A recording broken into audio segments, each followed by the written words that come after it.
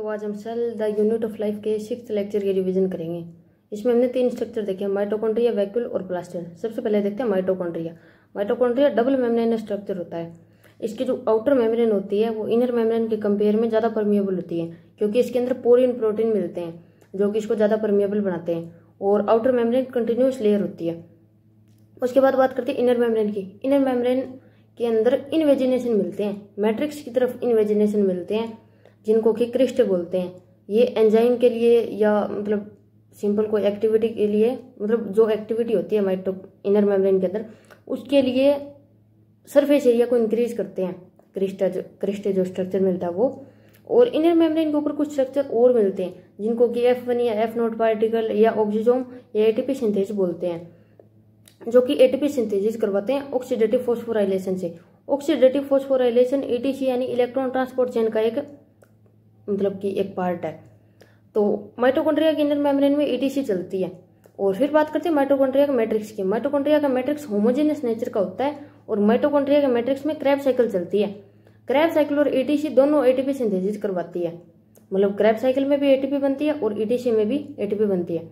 उसके बाद बात करते हैं माइटोकॉन्ड्रिया के मैट्रिक्स में DNA, RNA और राइबोसोम तीनों स्ट्रक्चर मिलते हैं, मतलब तीनों मिलते हैं। DNA मिलता है single double standard circular DNA, ribosome 70S और RNA, rRNA और tRNA ये मिलते हैं। प्रोटीन बनाने के लिए 3 चीजें जरूरी होती है, DNA, RNA और राइबोसोम, और तीनों माइटोकॉन्ड्रिया में मिलते हैं। तो माइटोकॉन्ड्रिया प्रोटीन बना सकता है, इस वजह से इसको सेमी ऑटोनोमस ऑर्गेनल बोलते हैं। उसके बाद बात करते हैं माइटोकॉन्ड्रिया के साइज की। तो माइटोकॉन्ड्रिया का डायमीटर ऑन एन एवरेज होता है 0.2 माइक्रोमीटर से 1 माइक्रोमीटर तक, जिसकी कि अगर एवरेज ली जाए तो होता है 0.5 माइक्रोमीटर। उसके बाद बात करते हैं माइटोकॉन्ड्रिया की लेंथ की। तो माइटोकॉन्ड्रिया की लेंथ होती है 1 माइक्रोमीटर से 4.1 माइक्रोमीटर और ये सोजेज या सिलेंड्रिकल शेप का होता है। अब माइटोकॉन्ड्रिया को हम डायरेक्ट माइक्रोस्कोप में नहीं देख सकते, इसको पहले जेन स्क्रीन डाई से स्टेन करना पड़ेगा, उसके बाद इसको हम देख सकते हैं। और माइटोकॉन्ड्रिया को एटीपी फैक्ट्री या पावर हाउस ऑफ सेल बोलते हैं। उसके बाद बात करते हैं यूकैरियोट्स में माइटोकॉन्ड्रिया के अंदर ही एरोबिक रेस्पिरेशन होती है। और माइटोकॉन्ड्रिया का number, shape, size physiological basis पे वेरी करता है, यानी कि मतलब कि ऑर्गन टू ऑर्गन या ऑर्गेनिज्म टू ऑर्गेनिज्म माइटोकॉन्ड्रिया का नंबर, शेप और साइज वेरी करता है। उसके बाद बात करते हैं वैक्यूल की। तो वैक्यूल में जो मटेरियल का ट्रांसफर, मॉलिक्यूल्स का ट्रांसफर होता है वो होता है साइटोप्लाज्म से वैक्यूल के अंदर, यानी साइटोप्लाज्म टू वैक्यूल। हालांकि वैक्यूल के अंदर इन मॉलिक्यूल्स की कंसंट्रेशन ज्यादा है, लेकिन फिर भी साइटोप्लाज्म से यानी लो कंसंट्रेशन से वैक्यूल में यानी हाई कंसंट्रेशन में मॉलिक्यूल्स का ट्रांसफर होता है। इस वजह से इनको एटीपी की जरूरत पड़ती है, तो इसको एक्टिव ट्रांसपोर्ट बोलते हैं। अब वैक्यूल के अंदर जो लिक्विड या जो रीजन होता है उसको बोलते हैं सैप। वैक्यूल के अंदर water, amino acid, protein, excretory material या कोई और वेस्ट प्रोडक्ट होता है जो सेल के लिए यूज में नहीं होता, वो वैक्यूल के अंदर मिलता है। और वैक्यूल के अंदर एक पिगमेंट मिलता है एंथोसाइनिन, जो कि वाटर सोल्यूबल पिगमेंट होता है। और प्लांट्स के अंदर वैक्यूल 90% एरिया कवर कर लेता है लगभग। और वैक्यूल सिंगल मेम्ब्रेन स्ट्रक्चर होता है।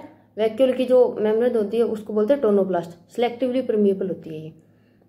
उसके बाद बात करते हैं दो स्पेसिफिक टाइप के वैक्यूल। कॉन्ट्रैक्टाइल वैक्यूल जो कि अमीबा और पैरामीशियम में मिलता है मेनली। कॉन्ट्रैक्टाइल वैक्यूल ओस्मोरेगुलेशन और एक्सक्रीशन में हेल्प करता है, यानी ओस्मोरेगुलेशन और एक्सक्रीशन करवाता है। जैसे ही मतलब कोई सेल के अंदर एक्सेस वाटर आया तो वैक्यूल उसको ऑब्जॉर्व करेगा और फिर उसको एक्सपेल करेगा, यानी उसको अचानक से मतलब सेल से बाहर फेंक देगा, जिसके साथ साथ वैक्यूल के अंदर जो एक्सक्रीटरी मटेरियल था वो भी बाहर चले जाएंगे। उसके बाद बात करते हैं फूड वैक्यूल की, जो कि प्रोटिस्टा में मिलता है। जब वैक्यूल फूड को इनकल्प कर ले तो उसको फूड वैक्यूल बोलते हैं। और वैक्यूल में इतना ही था। उसके बाद बात करते हैं प्लास्टिड की। प्लास्टिड लार्ज स्ट्रक्चर होता है जिसको डायरेक्ट माइक्रोस्कोप में देखा जा सकता है। और मतलब कि प्लास्टिड डबल मेम्ब्रेन स्ट्रक्चर होता है। प्लास्टिड के पिगमेंट के बेसिस पे 3 टाइप होते हैं, क्रोमोप्लास्ट, क्लोरोप्लास्ट और ल्यूकोप्लास्ट। क्लोरोप्लास्ट जिसमें कि क्लोरोफिल, कैरोटीन और जेंथोफिल 3 पिगमेंट मिलते हैं। कैरोटीन और जेंथोफिल को मिला के बोलते हैं कैरोटीनोइड्स, और क्लोरोफिल ग्रीन कलर का होता है। उसके बाद बात करते हैं क्रोमोप्लास्ट की। क्रोमोप्लास्ट होता तो कलरफुल है, लेकिन ग्रीन कलर का नहीं होता, और कोई भी कलर का हो सकता है। क्रोमोप्लास्ट में 2 पिगमेंट मिलते हैं, कैरोटीन और जेंथोफिल, यानी कि इसमें क्लोरोफिल नहीं मिलता। इसमें मिलते हैं कैरोटीन और ज़ैंथोफिल। और जैसे कि मतलब कि स्टार्टिंग में जब टमाटर और मिर्ची लगते हैं तो वो हरे रंग के होते हैं या ग्रीन कलर के होते हैं मान लो। फिर जब वो पकते हैं, जैसे जैसे मैच्योर होते हैं, उसके बाद उनका रेड कलर होना स्टार्ट होता है, मिर्ची और टमाटर दोनों का। इसमें हुआ क्या, इसमें जो क्लोरोप्लास्ट था ग्रीन कलर का वो क्रोमोप्लास्ट में चेंज हुआ है, यानी रेड कलर में चेंज हुआ है। क्रोमोप्लास्ट रेड, येलो, ऑरेंज कोई भी कलर का हो सकता है। अब उसके बात करते हैं ल्यूकोप्लास्ट के। ल्यूकोप्लास्ट कलरलेस होता है, यानी इसमें कोई पिगमेंट नहीं होते। ये शेप, साइज और फूड स्टोरेज के बेसिस पे 3 टाइप का होता है, अमाइलोप्लास्ट, अल्यूरोप्लास्ट, एलियोप्लास्ट। अगर ल्यूकोप्लास्ट प्रोटीन को स्टोर करे तो अल्यूरोप्लास्ट, अगर स्टार्च को स्टोर करे तो अमाइलोप्लास्ट, और अगर ऑयल को स्टोर करे तो एलियोप्लास्ट। तो इस लेक्चर में हमने इतना ही पढ़ा था।